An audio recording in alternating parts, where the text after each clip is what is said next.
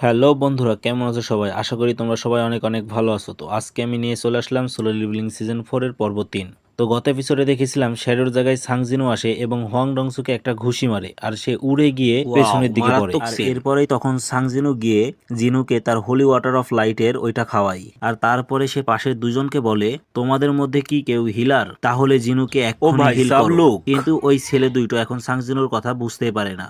আমরা তো কোরিয়ান বুঝি না। আর অন্যদিকে ডংসু সেখানে চলে আসে, যাকে একটু আগে সাংজিনু ঘুষি মেরে দূরে পাঠিয়ে দিয়েছিল। আর তখন সে এখানে এসে বলে ও তোমাকে সে বাচ্চাটাকে হিল করতে বলছে। আর এরপরে সে সাংজিনুকে বলে, এটা মনে হয় আমাদের প্রথম দেখা, তাই না? কিন্তু সাংজিনু এখন ডংসুর কথায় কোনো কানই দেয় না। সে ওই দুইটো ছেলেকে আবারও বলে, আমি তোমাদেরকে লাস্ট বারের মতো বলছি, জিনুকে তোমাদের মধ্যে যাই হিলার তাই এক্ষুনি হিল করো। এখন ওদের মধ্যে যে হিলার ছেলেটি আছে সে সাংজুনুকে বলে, আমার কিছু করার নেই, তুমি আমার বসকে বলো, উনি আমাকে পারমিশন দিলেই আমি করব। আর এটা বলার পরে সাংজিনু তার মাথা ধরে তাকে পেছন দিকে ছুঁড়ে মারে। আর এরপরে তখন অন্য ছেলেটাকে সে জিজ্ঞাসা করে, তুমি কি হিলার? আর অন্য ছেলেটা এখন খুবই ভয় পেয়ে যায়। আর সে ডংসুকে বলে, হেই, তুমি তো আমাদেরকে কোনো রকম ভাবে বলনি যে এইখানে সাংজিনুও আসতে পারে। আর এইদিকে সাংজিনু আবারও তাদেরকে জিজ্ঞাসা করে, তুমি কি একটা হিলার? তুমি আমাকে আগে এটা বলো। আর ছেলেটা এই সময় না করে দেয়, আসলে সেই কোনো হিলার নয়। আর ততক্ষণে হোয়াং ডংসু সাংজিনুর কাছে চলে আসে আর সে তাকে জিজ্ঞাসা করে, আমি জানতাম তুমি আমার দাদাকে মেরেছো, তাই না? আর এই সময় জিনু সাংজিনুকে বলে, স্যার সামলে থাকবেন, ওই লোকটা কিন্তু হোয়াং ডংসু। কিন্তু সাংজিনু এই সময় জিনুকে চুপ করতে বলে। অন্যদিকে ডংসু আবারও সাংজিনুকে জিজ্ঞাসা করে, তুমি আমার কথার উত্তর দাও, তুমি কি আমার দাদাকে মেরেছো? এখন সাংজিনু, ভাই সিনটা দেখো, অরা রিলিজ হচ্ছে দেখো। আসলে এস র্যাঙ্কের সামনে সাংজেনহো জানে যে ডংসু পারবে না, তারপরেও শুধু আসছে থমাস হান্ড্রের জন্য। দেখতে থাকো কি হচ্ছে। খুবই রেগে গিয়ে বলে, একটা কাজ করো না, তুমি তোমার দাদাকেই গিয়ে জিজ্ঞাসা করে নাও।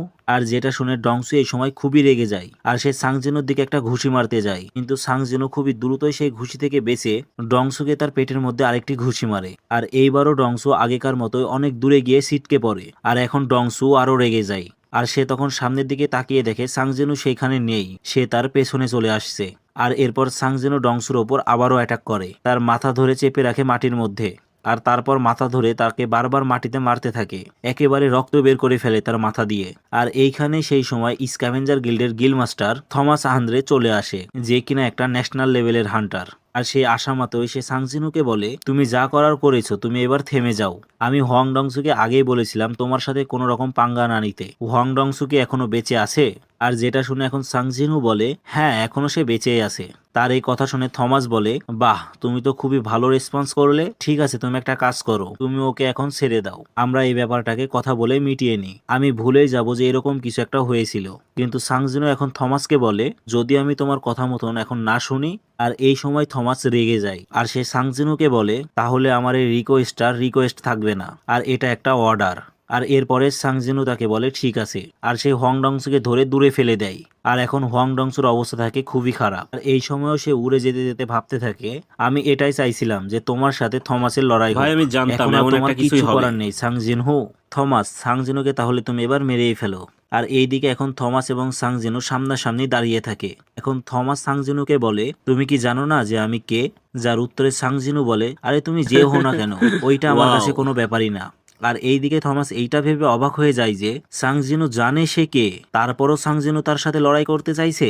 আর এখন আমরা থমাসের আগেকার ঘটনা জানতে পারি। থমাসের জন্ম হয়েছিল একটা খুবই গরিব পরিবারে। তার আশেপাশে চিরকাল শত্রুই ছিল, তার কোনো কিছুই তার নামে ছিল না। আর শুধুমাত্র তার কাছে একটা জিনিসই ছিল, পাওয়ার, যে কোনো কাউকে হারিয়ে দেওয়ার পাওয়ার। থমাস তার জীবনে অনেক লড়াই করেছে, সে প্রত্যেকবারই দেখিয়ে দিয়েছে তার যারা বিরুদ্ধে করে তাদের কি হাল হয়। শক্তি, টাকা, ভায়োলেন্স সবকিছু নিয়ে থমাস একটা কিং এর মতো ছিল।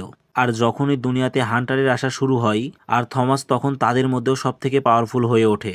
আর একটা সত্যিকারের কিং এর পরিবর্তন হয়, সে তাদের সবাইকে ডিস্ট্রয় করে ফেলে যারা তাকে আটকানোর চেষ্টা করে। আর তার এক্সপিরিয়েন্স দ্বারা সে খুব ভালোভাবেই জানে যে তার কথা শোনে না তাদেরকে কিভাবে হ্যান্ডেল করতে হয়। আর অন্যদিকে আমরা দেখতে পাই স্ক্যাভেঞ্জার গিল্ডের সমস্ত লোকেরা সেইখানে চলে আসে, যেইখানে এখন থমাস আর সাংজিনও রয়েছে। আর এইখানে এখন সমস্ত হান্টার্সরাও থাকে। আর তারা এখন ভীষণ জোরালো আওয়াজ শুনতে পায়।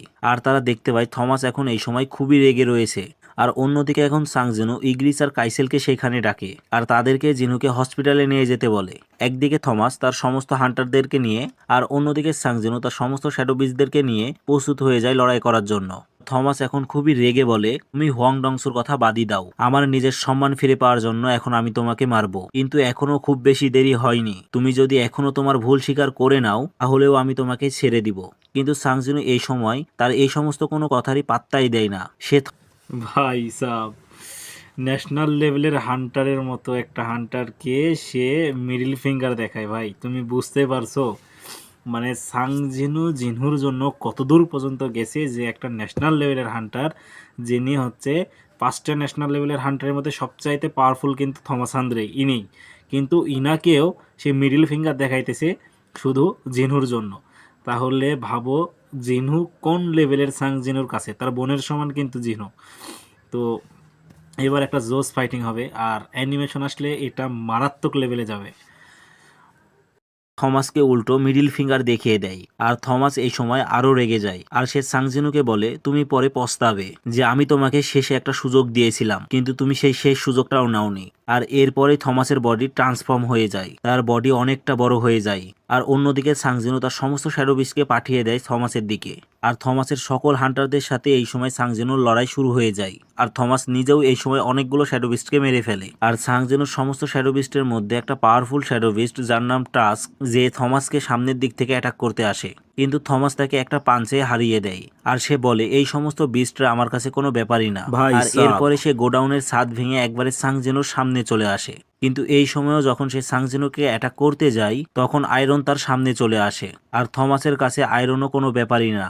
আর সে তাকেও এক ঘুষি মেরে সেইখান থেকে সরিয়ে দেয় ভাই, আর চরম সোজা লেভেলের এগিয়ে fight যায় হবে এখানে। সাংজিনুর দিকে। আর এখন সাংজিনও থমাসের দিকে এগিয়ে আসে আর সে এসে পাওয়ারফুল একটা পাঞ্চ মারে। আর তারপর সে তার ড্যাগারও বের করে, সেটা দিয়েও সে থমাসের উপর অ্যাটাক করে। কিন্তু সাংজিনুর এত ভালো ড্যাগারও থমাসের গায়ের সেই বডিটাকে কিছুই করতে পারে না। থমাস আন্দ্রে এই সময় সাংজিনুকে একটা ঘুষি মেরে সেইখান থেকে উড়িয়ে দেয়। আর সে বলতে থাকে, আমি একটা ন্যাশনাল লেভেলের হান্টার, তোমাকে কি আমার যোগ বলে মনে হয়? আর এরপরে সে সাংজিনুর ওপর তার টেলিকাইনেসিসের ব্যবহার করে এবং সে একই সাথে এটাও বলে, তাহলে তুমি বোঝো আমাদের মধ্যে পাওয়ারের কতটুকু ডিফারেন্স রয়েছে। কিন্তু সাংজিনু এখন এই সময় পিছিয়ে থাকে না, সেও এখন থমাসের ওপরে অ্যাটাক করে। আর যে অ্যাটাকটা থমাসের ওপরে একটু বেশি পাওয়ারফুল হয়ে যায়। সে বুঝতে পারে যে সে এখন মাটির মধ্যে দেবে যাচ্ছে। আর সে বুঝতে পারে যে আমি এখন সাংজিনুকে আমার টেলিকাইনেসিসের ব্যবহারে আমার দিকে টানছি, কিন্তু তারপরও তার সাহস হচ্ছে আমাকে অ্যাটাক করার। আর সাংজিনু এখন যখন থমাসের একেবারে সামনে চলে আসে, সে তখন থমাসের মুখে একটা ঘুষি মারে। আর যে সময় থমাস পেছন দিকে গিয়ে ছিটকে পড়ে যায় আর তার মুখ দিয়ে এখন অনেক রক্তও বের হয়। আর থমাসের এখন নিজেরও বিশ্বাস হয় না যে এখন তার মুখ দিয়ে রক্ত বের হচ্ছে। আর এখন সাংজিনু আবারও তার সামনে চলে আসে আর সে থমাসকে বলে, তুমি কি বলছিলে? তুমি আমাদের মধ্যেকার পাওয়ারের ডিফারেন্সটাকে বুঝতে? তাহলে বোঝো এখন। আর এই বলেই সে লাগাতার থমাসের ওপর খুবই স্পিডে অ্যাটাক করে। আর থমাস এখন এই সময় ভাবে এইভাবে হবে না, আর এরপরে তার বডিকে সে ট্রান্সফর্ম করতে শুরু করে। যেরকম এর আগে বাইকিউনো তার বডিকে ট্রান্সফর্ম করে একটি সিংহর মতো করতে পারে, সেরকম থমাস আন্দ্রেও করতে পারে। আর অন্যদিকে এখন আমরা দেখতে পাই মিস্টার অ্যাডাম হোয়াইট গাড়িতে চড়ে আসছিল। আর তখন সেই গাড়ির ড্রাইভার কোন একটা হান্টার, সে জিজ্ঞাসা করে, কি হয়েছে আমাকে বলেন তো? আর যার উত্তরে অ্যাডাম বলে, সবকিছু এখন তোমাকে বলার সময় নেই। যার উত্তরে ড্রাইভারটা বলে, তুমি তো কোনো হান্টার না, তাই তুমি বুঝতে পারছো না আশেপাশে কি হচ্ছে। এরপরে আমাদের সবার জীবনে রিস্কে চলে যাবে। আর অন্যদিকে এখন আমরা দেখতে পাই থমাস তার পুরো বডিটাকে ট্রান্সফর্ম করে ফেলে, যেটা দেখে এখন সাংজিনু ভাবে কামিজ তাকে বলেছিল পুরো পৃথিবীতে মোট 4টি রয়েছে বিলিয়ন ফ্র্যাগমেন্ট অফ লাইট, মানে যাদেরকে রুলার পাওয়ার দিয়েছে।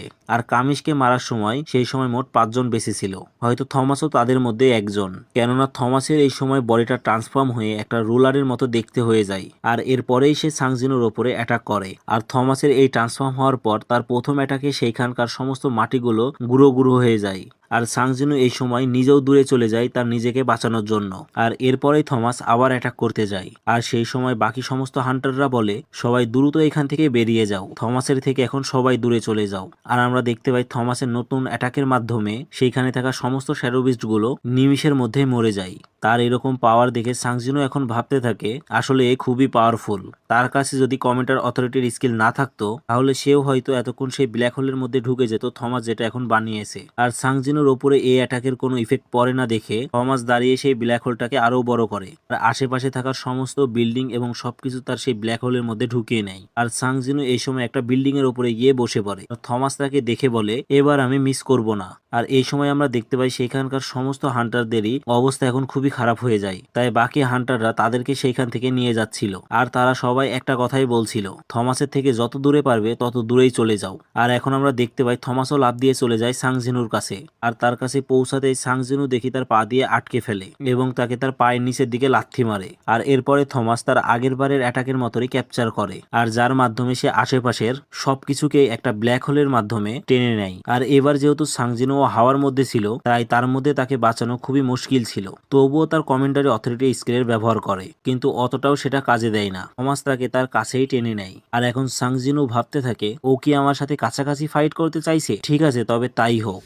আর সাংজিনু এখন থমাসের দিকে এগিয়ে আসতে থাকে আর থমাসও তার এই সময় তার পাওয়ারটাকে বাড়িয়ে নেয়। তারা দুজনেই এই সময় দুজনকে পাঞ্চ করে। আর এইখানে অন্য কিছু হোক বা না হোক এইখানে একটা বিশাল বড় ধামাকা হয়। বাংলা সিনেমার দুই মতো। দিকে গিয়ে ছিটকে পড়ে, কিন্তু তারা কেউই কোনো রকমের দেরি করে না, তারা আবার একে অপরকে অ্যাটাক করতে আসে। আর এরপর সাংজিনু নিজেকে থমাসের অ্যাটাক থেকে বাঁচিয়ে হাঁটু দিয়ে তার মুখের ভেতরে অ্যাটাক করে আর তার মুখে যে একটা মুখোশ ছিল সেটাকে প্রায় ভেঙেই ফেলে।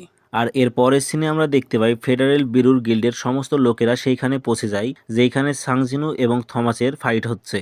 আর এখন সেইখানে নেমে অ্যাডাম হোয়াইটের সাথে থাকা সেই লোকটি বলে আসলে কি চলছে এখানে, এত পাওয়ারফুল মানা কোথায় থেকে আসছে, কোনো দুইটো মনস্টার কি এখানে লড়াই করছে। আর এরপরেই সে অ্যাডাম হোয়াইটকে বলে এই পাশের আবহাওয়াটা একদমই ভালো না, তুমি একটা কাজ করতে পারো, তুমি এইখান থেকে চলে যেতে পারো।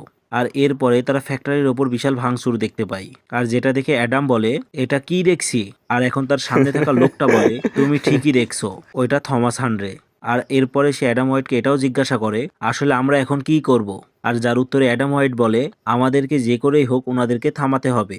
আর এখন সামনের লোকটা বলে থামাতে হবে মানে কি করে, আমরা কিভাবে থামাতে পারবো ওনাদেরকে। আর এই সময় সবাই দেখতে পাই সাংজিনু থমাসকে মেরে তার অবস্থা খারাপ করে ফেলছিল। এখন থমাসও সাংজিনুকে দেখে ভাবে কি করে একটা মেস টাইপ হান্টার কি করে এত পাওয়ারফুল হতে পারে, জিনহু। তাহলে আমি কি ওর সামনে সত্যি সত্যি হেরেই যাব? না, এটা কখনোই হতে পারে না, আমি কোনোদিনও হারতে পারি না, আমি থমাস হানরে। আর এই বলে সে সেখান থেকে উঠে পড়ে আর সে সাংজিনুকে বলে তোমার কি মনে হচ্ছে তুমি আমাকে হারাতে পারবে, তুমি জানো আমি কে? আর সাংজিনু এইবারও সেই একই কথা বলে তুমি কে সেটা আমার কাছে কোনো ব্যাপার না। আর এই বলে সে থমাসের ওপর আরো অ্যাটাক করতে থাকে। আর অনেক দূর থেকে এই সময় অ্যাডাম হোয়াইট সাংজিনুকে বলে মিস্টার সাংজিনু আপনি থামুন প্লিজ। আর এই সময় সাংজিনু থমাস হান্ড্রের কবজ ভেঙেই ফেলেছিল। আর তারপরে থমাস নিজে থেকেই হার মেনে নেয় আর সে বলে আমি হেরে গেছি, আমি আর পারবো না। আর এই ঘটনা দেখে সেখানকার সবাই চমকে যায় আর অ্যাডাম হোয়াইট মনে মনে ভাবতে থাকে এটা কি আদৌ সম্ভব, দি গ্রেট থমাস হানরে সাংজিনুর কাছে হেরে গেল। আর শুধুমাত্র হেরেই গেল না, আর আমার মনে হয় না পৃথিবীতে আর কোনো হান্টার আছে যে থমাসের ওপরে এরকম ড্যামেজ করতে পারবে। আর এই কথাটা পৃথিবীতে খুব দ্রুতই ছড়িয়ে যাবে। আর আমরা দেখতে পাই সেইখানে একটা হিলার চলে আসে আর থমাস হানরেকে এখন হিল করতে থাকে। আর এখন হিলারটা বলে থমাস হানরের সমস্ত হাড়গোড় ভেঙে গেছে আর প্রচুর পরিমাণে রক্তও বেরিয়ে গেছে, তার একার পক্ষে থমাসকে হিল করা তার কোনোভাবেই সম্ভব না, আরও কয়েকজন হিলারের দরকার। ভাগ্যেশ থমাস হানরে একটা ন্যাশনাল লেভেলের হান্টার, তাই সেই কারণে এখনো সে বেঁচে আছে, না হলে অন্য যে কোনো হান্টার এতক্ষণ মরেই যেত, শুধু মরেই যেত না 10 বার মরে যেত। আর আমরা দেখতে পাই সেইখানকার সমস্ত লোকজনেরা এখন দরাদরি করতে থাকে, তারা সবাই এইটা ভেবেই খুশি থাকে যে এইখানে কেউ মরেনি। আর এখন মিস্টার অ্যাডাম হোয়াইট ভাবতে থাকে অবস্থা আরও খারাপ হয়ে যেতে পারত, ভাগ্যিস তেমন কিছু হয়নি। আর এই সময় অন্য একটা লোক এসে অ্যাডাম হোয়াইটকে বলে মিস্টার অ্যাডাম হোয়াইট হোয়াং ডংসু কিন্তু এখন আর শ্বাস নিচ্ছে না, ওর হার্টও এখন বন্ধ হয়ে গেছে। আর হঠাৎ তখন সাংজিনুকেও কোথাও খুঁজে পাওয়া যাচ্ছে না। আর এরপরে আমরা দেখতে পাই সাংজিনু বীরুর সাথে শ্যাডো স্কিল এক্সচেঞ্জ করে সে কোরিয়াতে চলে আসে আর সে এখন কোরিয়ার একটা বড় বিল্ডিং এর ওপর বসে থাকে। আর অন্যদিকে বীরু এখন আমেরিকাতে জিনুর হসপিটালে এসে জিনুকে হিল করতে থাকে। আর অন্যদিকে এখন আমরা দেখতে পাই সাংজিনুর সামনে একটি নতুন শ্যাডো বিস্ট এসে দাঁড়িয়ে আছে আর সে এখন সাংজিনুকে বলছে তার একটা নাম দিতে। আর সাংজিনু এখন বলে যেহেতু তুমি মরার আগে অনেক গ্রিডি ছিলে তাই তোমার নাম আমি গ্রিড রাখছি, এই নামটা ভালো না হোয়াং ডংসু? আর মানে যেটা হোয়াং শুনে সে ডংসুকে শ্যাডো মেরে বিস্টও বলে হ্যাঁ এটা শ্যাডো খুবই বের ভালো করে না, ফেলছে। ধন্যবাদ।